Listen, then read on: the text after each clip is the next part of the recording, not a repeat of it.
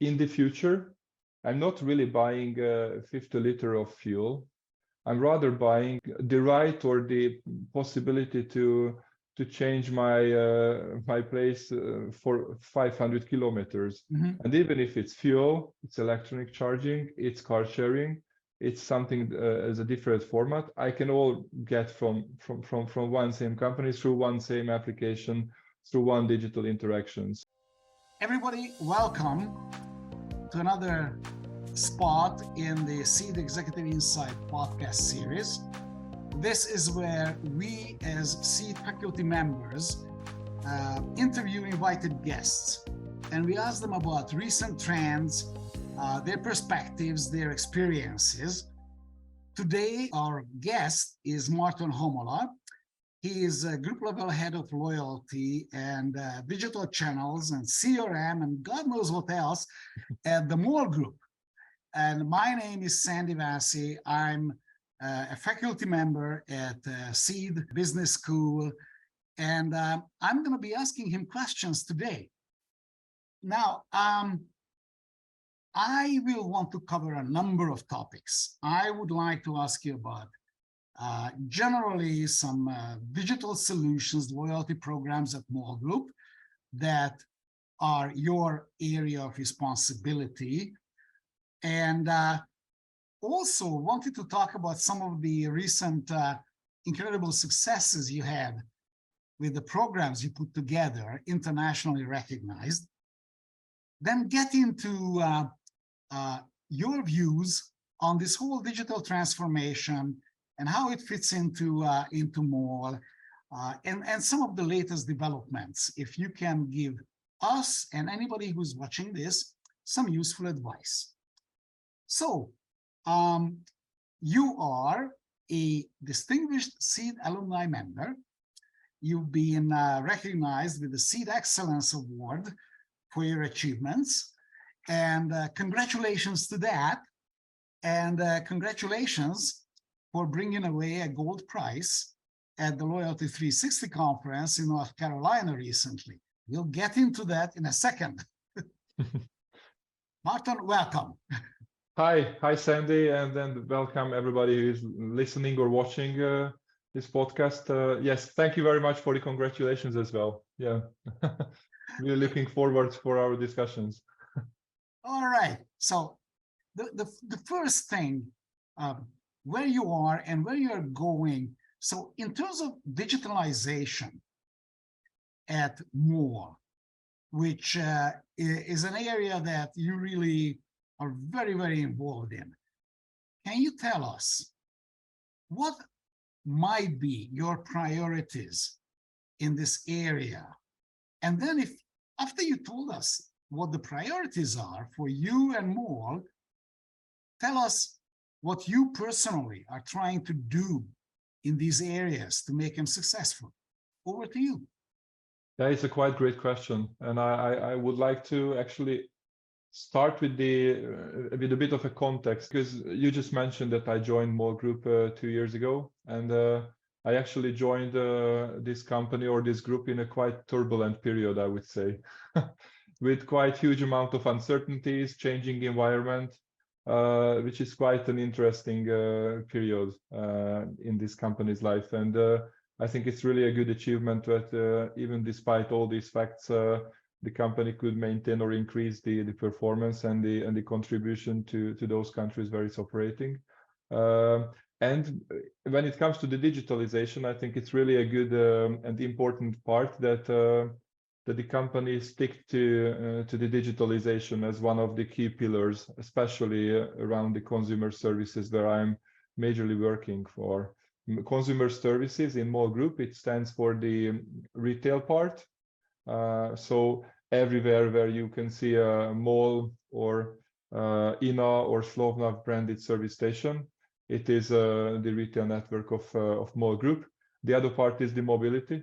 So car sharing, electronic charging, this part, and of course the third element is digital factory, where I'm working, and this is this part is actually responsible for digitalization of the consumer services currently. How and what we are doing is actually majorly two things. First is digitalizing the customer interactions. This is where I'm actually majorly responsible, and we will have a lot of talk about this one.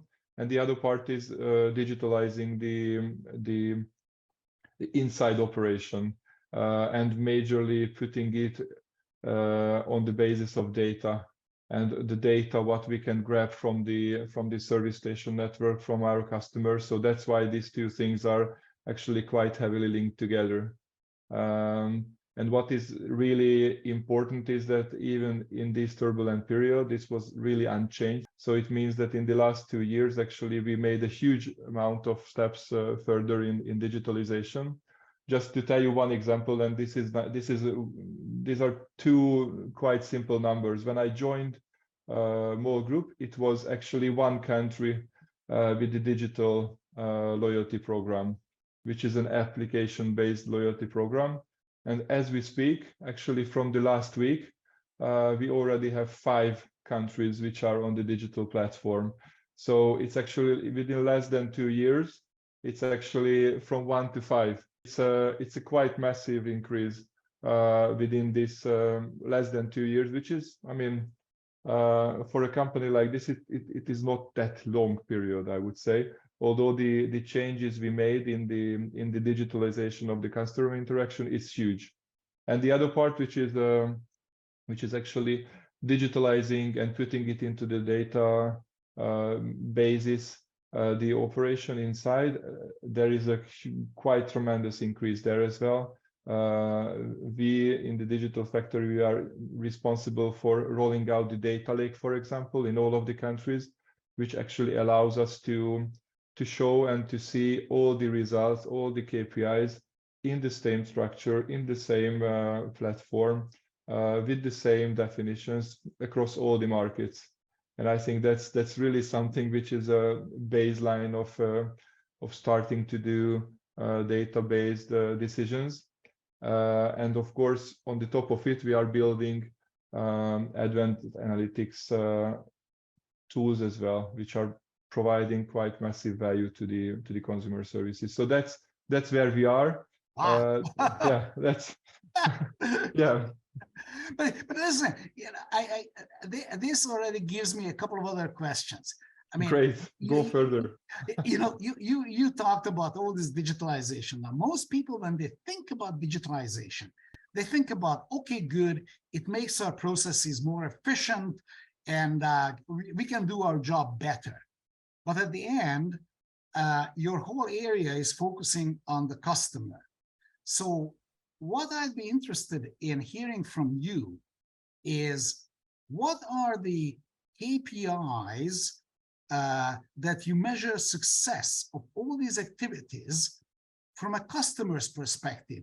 How does it affect the customer? Yeah, that's you are pretty right. I mean, at the end of the day, and I was spending quite a lot of time in the digitalization, in product developments, in the digital world. But at the end of the day, what counts is that what the customer feels about it, how they are reacting, and what is the value which is generated for the company at the end due to the digitalization. So we are not really doing only digitalization lard pour lard. That's a good thing, but that's not enough in these companies, of course.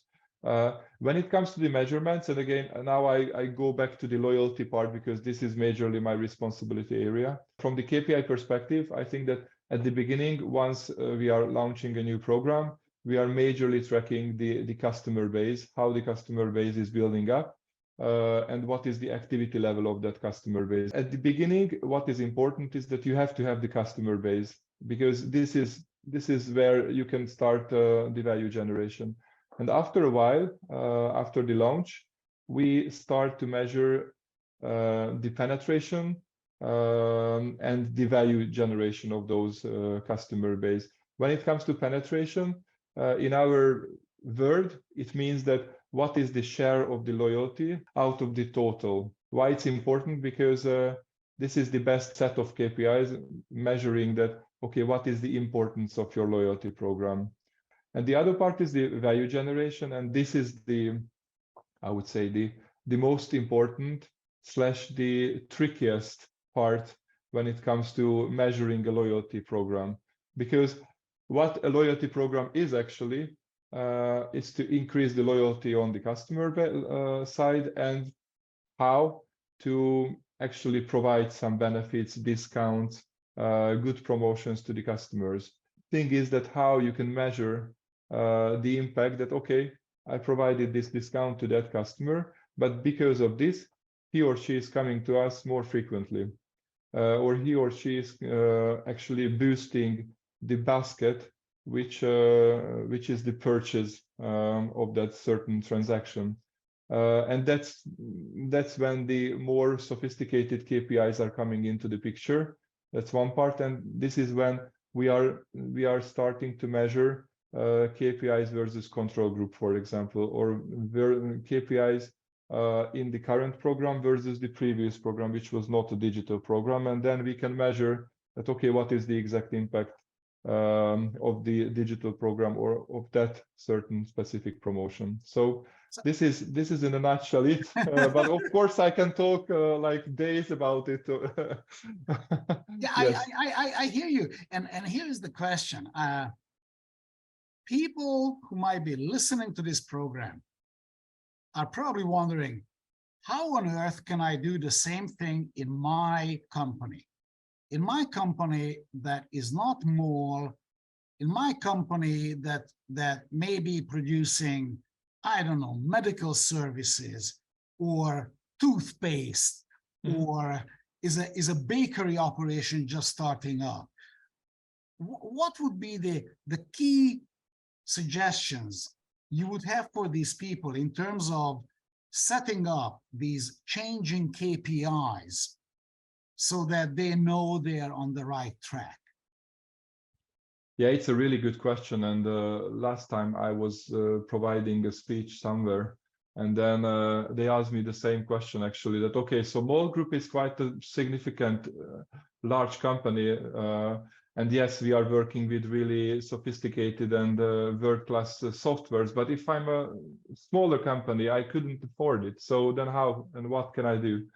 And actually, my answer is that at the end of the day, it's not about the software itself. It's about that the mindset that you start to segment your customers, and you start to deal with these different segments on a different in a different way. And when it comes to the different way, it does not mean really huge complex things, actually. Just to try to understand the need of that segment, and try to bend your proposition towards that segment. And because of this, you will be able to provide more sophisticated offers to different segments. So that's one part. When it comes to the KPIs, I think that from this angle, the KPIs are quite the same for a large company and for a small company. When you are starting your program, or when you are starting any loyalty activity, it is actually about grabbing the customers and increasing the number of those customers and increasing the share of the loyalty program as such, or loyalty proposition. And after that, it's about the value generation. And the most important part is that it's not on the product level, but it's on the customer level, which is really important. So if you are a you mentioned toothbrush or toothpaste company, it's not about that specific one product which you are discounting for a loyal customer, but it's about the customer value over the full period. Because even if you are discounting that specific product, and you are generating slightly less margin on that specific product, the customer value at the end is larger, and that's the heart of the loyalty program as such. That's why we are doing it, and that's why it's really important for these industries where the customers are not sort of binded to the company. That's why the loyalty is even more important. Just one comment to this whole thing is that I cannot emphasize further the importance of the measurement and the follow-up of it, and because loyalty program is about and all these segmented offers, it's about trying out the different promotions. And yes, there are some which are super good and they are really flying, and there are some others which are not that successful, and it's okay, because this is when you are starting to learn something about your customers or even about your promotions. And then at the end of the day, the results will come.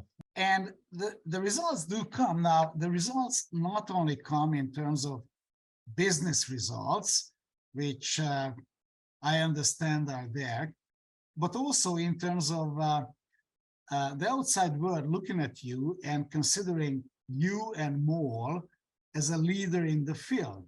Now, you've recently had a very interesting experience in this one.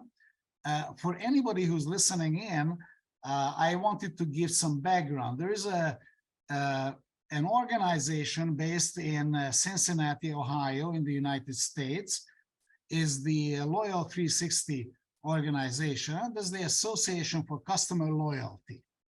And every year, they look around the world and they evaluate customer loyalty-based programs along many different parameters. Now, last year, at their conference in Charlotte, North Carolina, they gave out a gold prize to MOL in the incentive and reward design category. You were there, you took that prize. And just for anybody who is wondering, is this really a big deal? I actually checked the website and the nominees and who were the companies competing with MOL. And there were companies like Johnson & Johnson, Bank of America, Adidas, ExxonMobil, MGM Resorts, McDonald's. Now, Johnson & Johnson, Bank of America, they also got some gold prizes in other categories. So you are already in good company. So in all ways, whichever way I look at it, this is a huge, big achievement.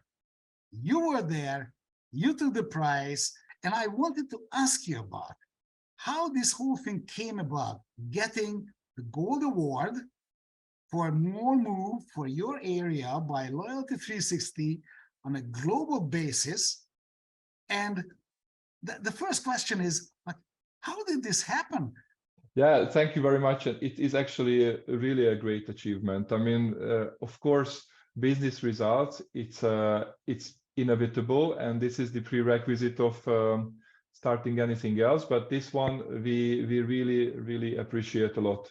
And why? Because one is that what you just mentioned, and this is one of the most prestigious events and one of the most prestigious organization around loyalty or customer rewards space. And the other one is that the audience is coming all across different industries, and they are majorly coming from the US and from Canada. So actually, I was quite unique coming from Europe, especially from the CE region in this conference. So I was actually one of the really unique, almost alien kind of participants in the conference, which I really enjoyed, actually. How we could grab this gold medal? It was actually 2 rounds of jurying in this conference and before the conference. One is actually a professional jury who actually did the pre-selection and did the shortlisting of the participants who were the finalists in the given category. And MOL made it with the MOL Move, which is actually, I just want to highlight, it's not only with the solution in Hungary, but it is the solution in Croatia and Slovenia at that time. And as we speak, it's already out in Czech Republic and in Slovakia as well. So it's not only one country, one market solution, but we actually went there with a cross-country solution. And then the other part of it, out of the finalists, there was a voting within the audience, actually, who were all the representatives from different companies. But after that, with the voting in the audience, I said that, okay, so, I mean, I'm the only one from Europe, so how, and maybe I will just start one step below the others, but it turned out not to be true, actually. And it was really a great achievement from the whole team, I would say, although I was the one who was presenting, but of course the team made, my team and all the other parts made this whole solution live and efficient in these 3 countries, and this was the prerequisite of starting the whole contest. So yeah, this was it, and why it was really good and great is that we had these discussions with all the other participants as well, based on the gold medal, and we started to share learnings with those companies you just mentioned, like Adidas and McDonald's, and so we started to be in the company of these enterprises, which is, I would say, quite quite a thing. Starting from C. You know, it's amazing. What is amazing to me, first of all, is that it is actually your competitors who voted for you from the audience, and they kind of admitted that, yeah, these guys from MOL are better than us in this area. So that is a huge, big thing. I mean, especially for Americans, to admit that somebody's better for them coming from Central Europe. Yes. Congratulations. So that's great. Now, having said that, you gave a speech. What did you talk about when you were up there on the podium? What was interesting to us? The context of it is that you have 12 minutes, so it's not a lot. I can even talk about the smallest KPI for 30 minutes. So 12 minutes providing all the necessary information about the program, which is already in 3 countries. It's really a limited amount of time. And what was my major ambition is to tell a story. So not only list down the capabilities we have, and we can be really proud of all of our capabilities, but it's not only about this, it's about telling a story that a company who is coming from the Central Eastern Europe to America, which is working in an industry which is most probably not the most appealing industry from customer perspective, and working with digitalization and working with softwares and building up IT architectures, how you can tell a story. And actually, I think that the 3 things were quite interesting and important in this presentation I gave, and I think that Seed as well, it was a huge help from this perspective, that I could structure my speech like this. The first one was that I already started with something which is a surprising thing, or a bit of a self-criticism, which was really something when the audience lifted up their heads, and okay, so this guy up there at the stage, he's speaking something differently than the others. The second one was the involvement of the audience, and I had a little bit of a game. It was a segmentation game, and the audience needed to actually play a bit of a role, and based on the answers for 3 quite simple questions, I could create 4 segments out of the audience, and they were involved into this, and they were just looking at each other that, okay, so what segment you are in? And then based on these segments and based on this role play, I could actually demonstrate one of the key KPI or key capability of the program. And the third one was actually that although it's a digital program, and although it's really based on softwares and IT guys, it's still about the humans, and it's still about the people, and especially in our industry. Yes, you can build up a beautiful application in your phone, but at the end of the day, we have a service station building from bricks, and there are some service station hosts who are trying to, and who are telling to you that why to join the loyalty program, and this is why the digitalization is one part, but it has to be supported by the human. And these were the three items which I think that these were quite unique versus the other presentation, which were rather a list of capabilities and sort of methodology behind. And I really think that that this was one of the reasons why we grabbed this gold award. Yeah. You know, I look at MOL now, and MOL is a huge big company in Central Europe and is getting noticed in the world, as this reward shows. And MOL has this new strategy based on circular economy, consumer convenience and mobility, and sustainable fuels. And I can't help but think, okay, so how would all of this, what you're doing, for what you've got this reward, would tie into this MOL strategy? How can you take all of that you're trying to do and plug it into the ecosystem of MOL to push and help their strategy? Yeah, that's a quite good question, and I'm trying to answer precisely on this. But I think that where this overall strategy and our work is linked together, it's actually majorly around the fact that all these things which are in the future and which are waiting for us, these are actually requiring different kinds of customer interactions than what we are currently doing. So just imagine the situation even today. If you are trying to go for a petrol station, then you are not really looking for whether that service station is occupied or not, because it's quite obvious that you will have a pump where you can fuel up your car. If it's an EV charging, it's a bit different already. And what we are currently doing is to go and to be a part of the customer's life in the digital world as well. Although we are still selling our goods in physical space, but we are trying to be in the pocket of the customers with the application and trying to be relevant there. And why it's important now, because once we are reaching that phase that which is showing in the 2030 plus strategy as well, then it's quite important that, okay, you are not starting from scratch there with the digital interaction with the customer, but you have already a quite massive base.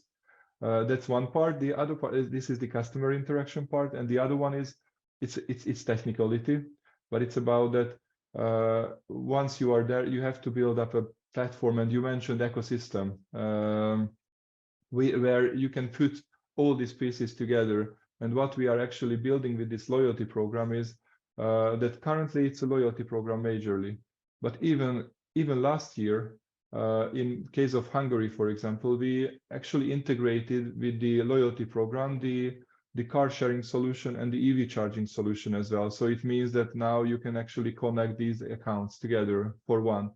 And this is actually just one step towards the platform or ecosystem kind of play, which is actually our long-term vision. I think that this is why we, and of course I'm a bit selfish when I'm saying that we are one of the pillar of the strategy, but I really think so that that the digitalization of the customer interactions and to move away a bit from the only traditional ways of communicating with them, it's really important in the future.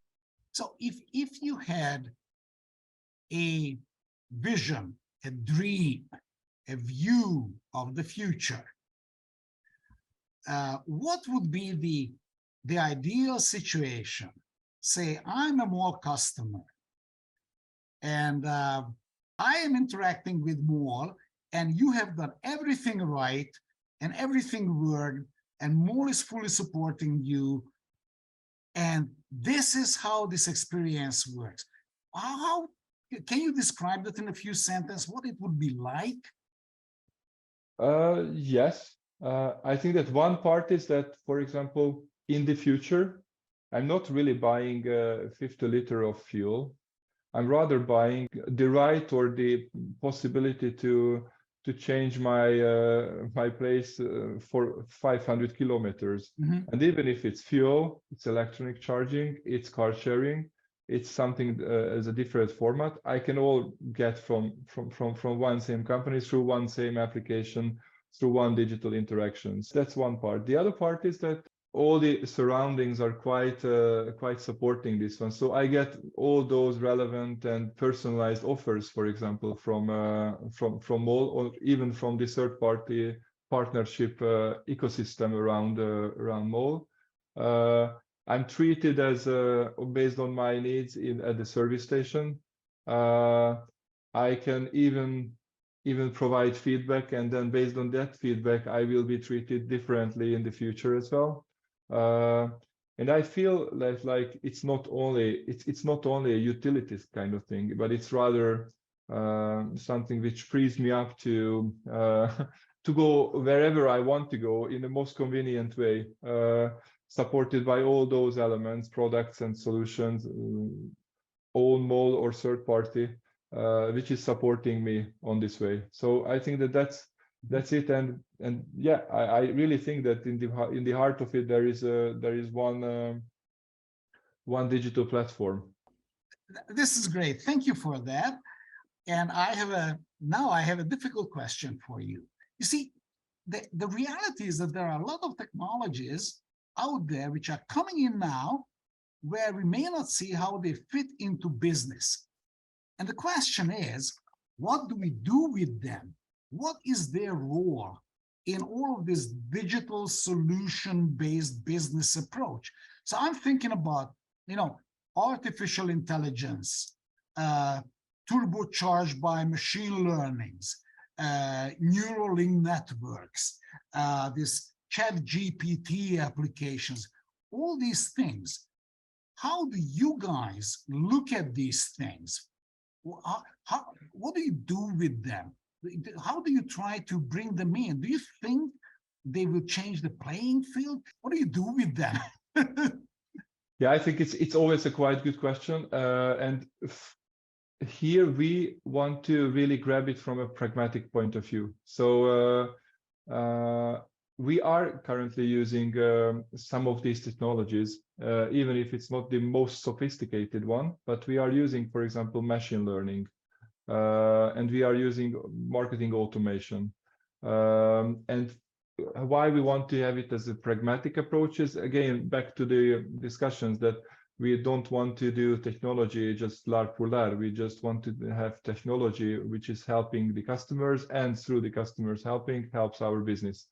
And where I see the relevancy of these solutions already in our life is actually automation and segmentation, and how we can boost the automation part in all of the things which we are doing. And why it's important, because again, back to the relevancy kind of question, all these things are around the relevancy, and if you can support the offering, the segmentation with automation, it can be much quicker than if there is a human being involved. And if it's quicker, it can be more relevant as well. And once it's more relevant, then the customers will, the preference by the customers will be higher. So I would say that, without now mentioning exactly the names and all these solutions, I think that's where we are really involved into these things.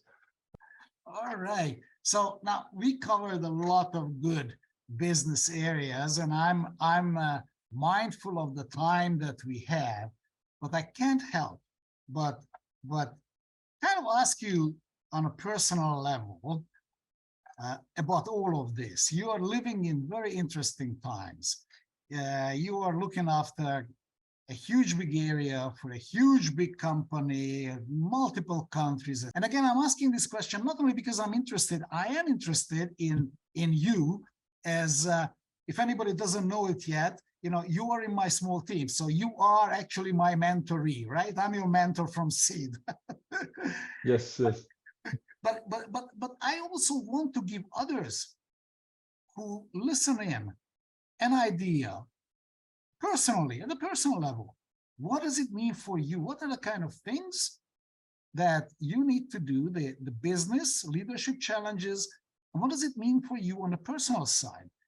on the professional side, what is the largest challenge is that the word and the solutions are getting more and more complex. So as a leader, you have to not only understand your core area, but you have to actually understand the other major levers, trigger points. You have to be a commercial professional, a bit of an IT, analytics, finance. So it's all together, and it's not only for a higher level, but even as a beginner or as a fresh leader, you already will find you in the situation. So I think that's one of the challenge. And here, actually, at least what is my practice here is that, of course, I have my own strengths, and then I build on that strengths in all of these areas. So, and it's okay. At least I admit that I'm not professional, in the deepest extent in all of these areas. But based on my core strengths, I can actually understanding the majority of what is happening in the IT space, for example. That's one part. The other one is that the pace is increasing. So, so actually, the accommodation to the new situations is really important. And then this is on the professional side as well important, and on the personal side as well. And the third one, at least in my way, I'm trying to be an inclusive leader, and especially because of the previously mentioned fact that that in your team there will be professionals from several different areas, so you cannot be the top of all of these areas. So hence you have to be inclusive, hence you have to empower your people, you have to trust them enough, and have to provide them enough space and freedom. And I think that's a challenge from two angles. First, as you as a leader, that you have to allow them this space, and the other one is as a leader, when it comes to recruiting, that you have to find those people who are able to pick up these areas, and who are enjoying the empowerment, and they are not getting stressed because of the empowerment. So I think that's the major challenge we are in, because at the end it will be not simpler, it will be not like slower in the future, most probably. So that's where I feel I see the challenges, and these are my answers on them. Okay. So thank you. It's a nice summary of both business and personal. Now, only two final things. One thing, you've been a participant in the SEED Business Leadership Program. So what we are trying to do at SEED, and this is a SEED interview, so I have to bring it in at the end. What we are trying to do is help you with all of this thing. Now, I'd be interested in knowing what, if anything, we could do to help you with these challenges. Did we help you? Could we help you more? Can we help others? What do we need to do different? Please tell us. Tell us now, okay, in public. Okay, that's a nice situation always. You did help me, actually. So I think that's the first and quite important statement. And especially around stakeholder management, I think that was one part where I could learn a lot. The other one was what I just mentioned about storytelling and how to do communication. And the third one was, and actually it's the third but not the last one, is that you provide a bit of a highlight on it, that you as a leader, you as a private individual, you have to find your own ambition, your own vision, and then based on this you can go further with your team, with your professional part. I think that was quite an important item during the process, or during that journey which we had. From the fact that what I liked is actually the format of the structure of the overall program, which is actually that in the on-site training camps there was always a huge practical and practice-based session after a short theoretical introduction of the given topic. That was quite a good structure, and plus between the camps and after these on-site sessions, the mentoring and the coaching was really helpful. I would say that I would even emphasize that further. I think that's or even enlarge it further. And I know that there are some limitations on the personal side on your end as well, and of course on our end as well. But I think that was really something which added a lot, and where I think that it was really a huge value generating thing, and still even further effort into that part, because I think that was really a good knowledge sharing, and I got some quite surprising but really good insights from you during the coaching sessions as well. So I think that I would further strengthen that part, that leg. Okay. Well, thank you. Just so that you know, in front of everybody, the offer is there. You can still call me at any time. Okay. It doesn't work like, okay, good, we got this number of coaching sessions and it ends there. No, I always say, our business is your success. So let's keep that in mind. Márton, thank you very much. You've been wonderful. Thanks for sharing all your experience. Congratulations to you again, to MOL, and to your team for everything you achieved, all the recognition you got for that. And what can I say? May the power be with you, okay? May the force be with you. Thanks a lot, Márton. Take care. Thank you very much. Thank you very much. Take care, Sandy.